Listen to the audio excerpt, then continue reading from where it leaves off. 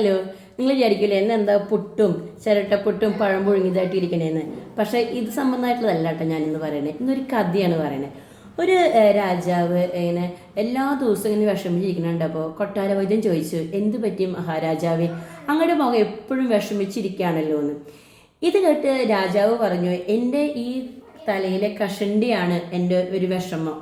അത് കേട്ടപ്പോൾ നമ്മുടെ കൊട്ടാര വൈദ്യൻ ഒന്ന് ചിരിച്ചു. ഇത് കണ്ടപ്പോൾ രാജാവിന് വിഷമായി.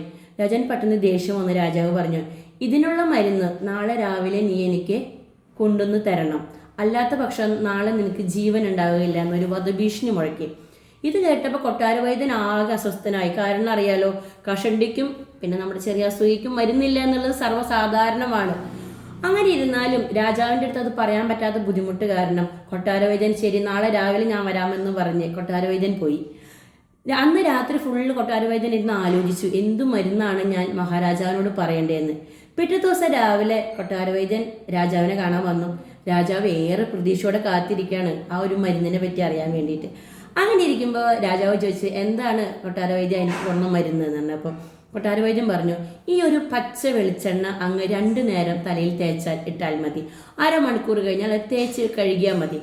പക്ഷേ ഈ വെളിച്ചെണ്ണ തേക്കുമ്പോൾ പച്ചമാങ്ങയെ പറ്റി ചിന്തിക്കരുത്.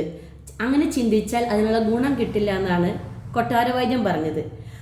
ഇത് കേട്ട് ഭയങ്കര അത്ഭുതമായി. ഒത്തിരി നിസ്സാര മരുന്നിന് വേണ്ടിയായിരുന്നു ഞാൻ ഇത്ര നാൾ കാത്തിരുന്നത് വെച്ചാൽ. അന്ന് രാത്രിയാവുമ്പോൾ രാജാവ് കൊട്ടാരവൈദ്യൻ പറഞ്ഞ പോലെ വെളിച്ചെണ്ണ എടുത്ത് തലയിൽ തേക്കാൻ നിന്നപ്പോൾ കൊട്ടാരവൈദ്യൻ പറഞ്ഞ ആ ഒരു പച്ചമാങ്ങയുടെ കാര്യം പെട്ടെന്ന് നമ്മുടെ മഹാരാജന് ഓർമ്മ വന്നു. അപ്പം രാജാവ് വിചാരിച്ചു, വേണ്ട ഇന്ന് വേണ്ട, നാളെ തേക്കാമെന്ന്.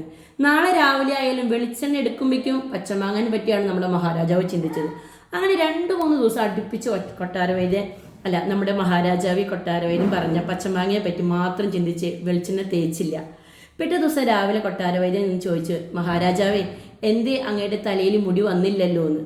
അപ്പോഴാണ് മഹാരാജാവ് പറഞ്ഞത്, എനിക്ക് ഈ വെളിച്ചെണ്ണ എടുക്കുമ്പോൾ പച്ചമാങ്ങയാണ് ഓർമ്മ വരുന്നത്. അതുകൊണ്ട് ഞാൻ എന്തായാലും എൻ്റെ ഈ ഒരു വെളിച്ചെണ്ണ തേക്കുന്ന ആ ഒരു ഇത് നിർത്തുകയാണെന്ന്. ചിലർക്ക് അങ്ങനെയാണ്. നമ്മുടെ കുറവുകൾ നമ്മൾ അംഗീകരിച്ചേ പറ്റൂ. ചിലതിന് ഒരു മരുന്നുകളോ ഒരു പ്രതിവിധിയോ ഉണ്ടാവില്ല. നമ്മുടെ മനസ്സാണ് അതിൻ്റെ മാറ്റേണ്ടത്.